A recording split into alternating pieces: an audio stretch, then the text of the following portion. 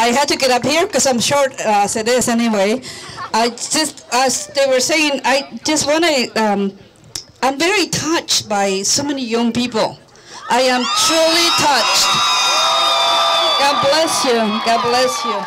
It tells me that you are waking up way before I woke up.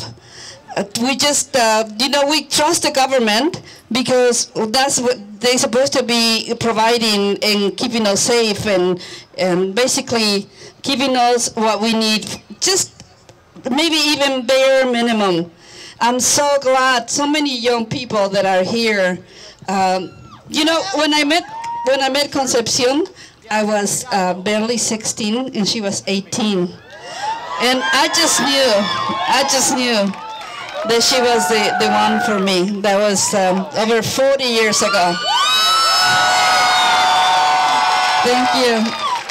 Thanks for her. And I have to tell you too, she's gonna probably give me a hard time, but I have to have you thank her for allowing me to stand here.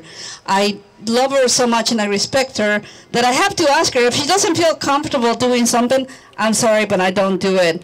But I thank God that she was okay with this today. So thank you again, mi amor. Thank you, mi amor, very much.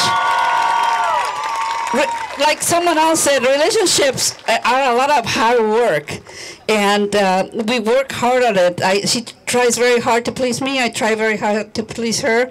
And when you love someone, it doesn't really, it doesn't feel like work, but it is an effort. You have to be conscious of it. Thank God that I was conscious of that all through my life with her. But again, be careful who you vote for. Look at the ballots, okay? That's where the power is. And again, and all of us who are whatever we are, we're young at heart, but we also have to vote and vote for the right person and have no hope. But hope could be sometimes, in our own eyes, wishful thinking. But have faith. Faith is something that you believe in without seeing it. So have faith, but vote. Thank you.